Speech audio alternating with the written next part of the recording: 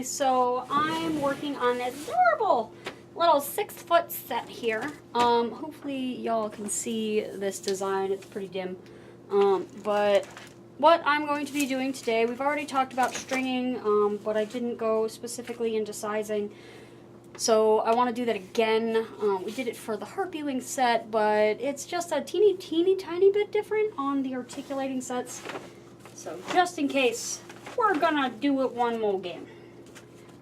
So this set is going to be painted, and I like to make sure that I have everything sized before I paint things, because you don't want to assume that this feather is actually going to be as long as it is. You want everything to be lined up, especially if you're doing stripes. And you even want to, what I do is I mark it while it's on the frame. So our next step after making these and shaping them, roughly, is we want to size them. So what I do is I have my pattern, and my pattern is more of a guideline than an actual rule. You don't want to be too stuck to like having your feathers fit exactly where you drew actual feathers, because you might find that you weren't able to make them as wide, or it looks a little weird, like you made the first ones a little, the spacing is a little too much. So really the only thing you're looking at is, you'll even see I've drawn a line along the bottom of the feathers, and that's what I'm going for. And I just want to make sure that all of these line up. I'm basically making a little loop. And I want that loop to center around the holes in my frame. And then I want them to go to the edge of this line. And so long as I accomplish that, everything else is good. So this one I need to go there, and it's going to the second hole. So it needs to have a loop right about there. So what I want to do, and you can do this all together or separated, it's up to you what your process is. But I like to go through and do these one at a time and get them all lined up. I know that my intern, her preference is to go, and she cuts them all like this where that loop is going to be. And she just, cuts them to this size and then makes the loops all at the top. But it's up to you if you want to kind of do them one at a time or in batches of whatever. It don't matter. You do you. So I have this, it's pretty close to the edge there. And what I want to do, this is the 9-gauge wire, which is a lot harder to work with. And what's really helpful is I've just drilled a hole through this 2x4 in the middle and stuck a nice long bolt through it. And what that makes it easy to do is I'm just going to hold this wire and this board down, and I'm going to kind of create about a 90-degree angle, and then keeping it as close to the board as I can, I'm going to make, I have a cut on my finger, that felt great. I'm going to make a loop, which is a lot easier with this method than trying to do it with pliers or something. And you want to make sure you try and keep it as low as you can, because if you bring it up and down, you're going to have an angle when you finish this off.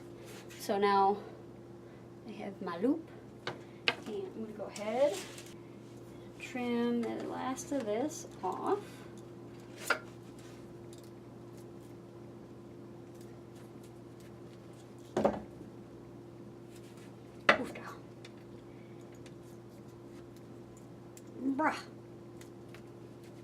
Don't want to wrench it too much because I don't want to, like I said, make like a E.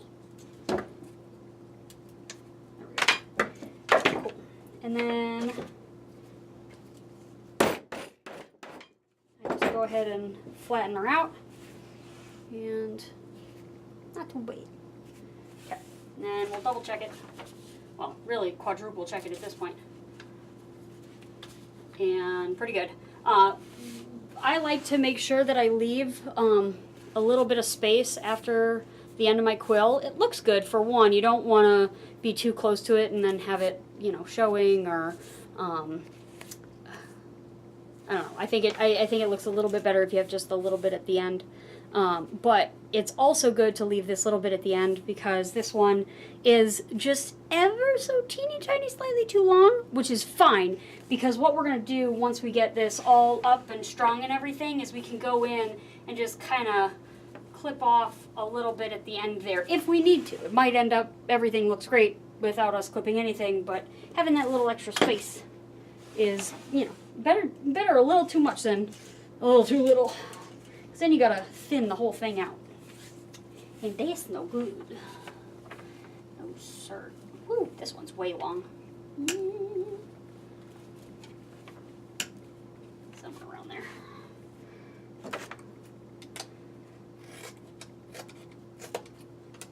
And way long is actually not too big a deal.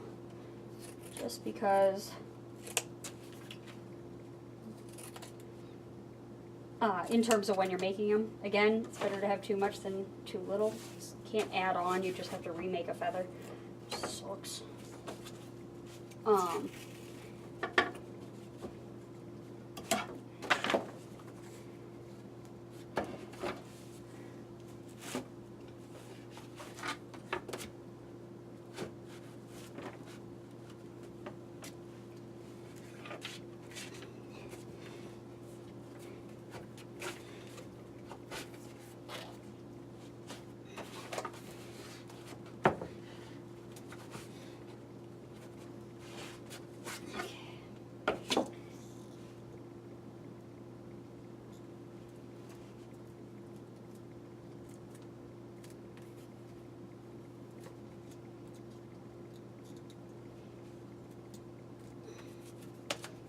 New clippers. These guys aren't sharp enough anymore.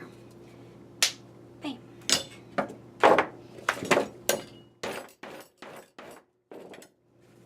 Hammer it flat. Boom. Loop.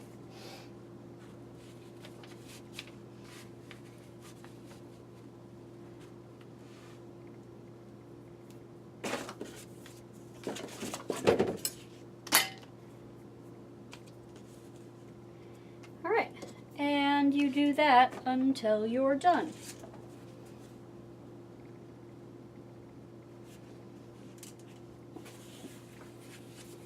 Once you get, so these are teeny. These are just little 6-foot guys. They're so cute.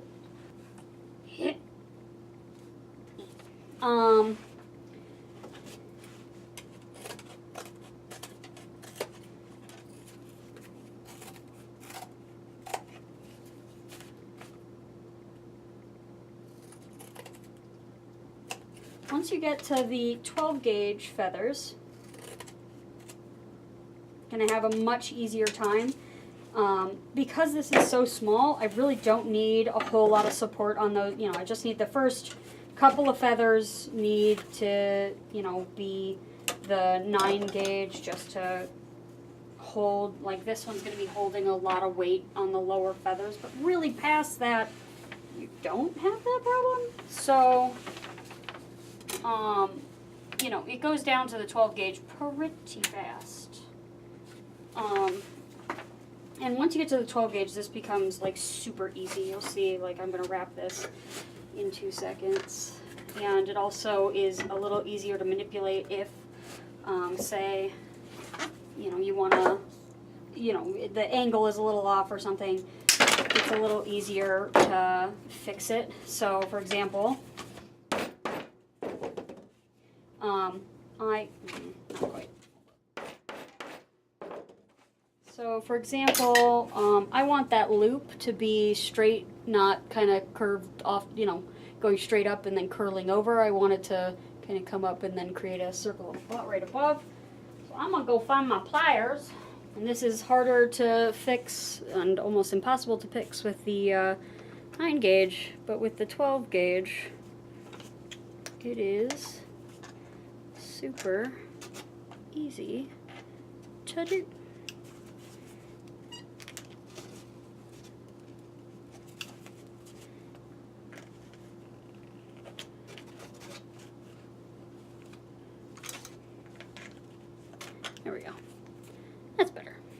That's what I wanted.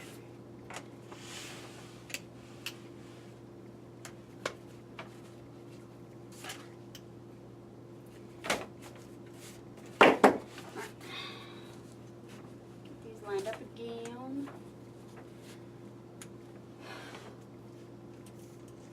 Alright, we'll do one more. So, again, following not necessarily the pattern of your feathers that you've drawn, but at least the pattern of the line that you've drawn. Go along, measure it out.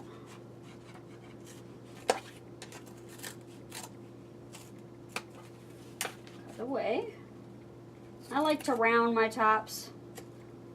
Just so that, like, if you do see them underneath the sleeve or something, like, they still look like cute and like a feather. And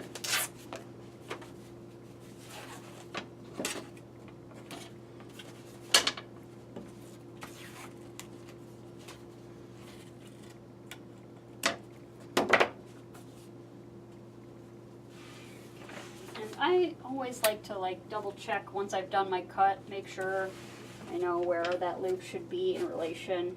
Sometimes it's like super close to my cut, and sometimes my cut's just a little too low, and I've got to kind of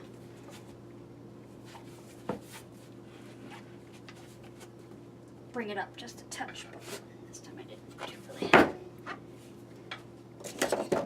Okay, clip off the extra. And the reason I'm hammering this, in case you can't see, get rid of this, is once you do your loop, like, you can't have it run into itself. So, like, as soon as you're done, focus, dagnabbit. It's just, you know, it's got this little gap, so we want to hammer that gap down. Make sure it's flush. So, instead of that gap now, everything's on the same plane. So yeah, that's what you do all the way down, making sure everything lines up. You may find, like, as you're hammering and doing things, that you need to kind of adjust. You want to make sure that this entire time, like, you're not accidentally shifting your framework over, and, you know, not pushing things out of the way, because that is a really easy mistake to make. And so your feathers are going to be, you know, getting longer and longer, or shorter and shorter, and then you're going to put it all on the frame. You'll be like, what on earth happened? And it was just that, like, while you were working, you were accidentally just kind of scooching the frame a little bit and not noticing. And so it's a good idea to check, especially when you're first starting, at every single feather. And if you find you're not really moving a lot, you know, every couple of feathers, every third feather, double check that your frame is where you want it to be in relation to where you're sizing. But yeah, I was going to say, the more you do it, the less you need to check. But if you're only making one, just always check, because you will be kicking yourself if you mess it up because you are accidentally moving your frame. So anyway, hopefully that explains how to size your feathers. Just make sure you have your 2x4 with your bolt, super duper useful. And, you know, cutters, pair of pliers, a hammer, and time. Marathon something. Have fun!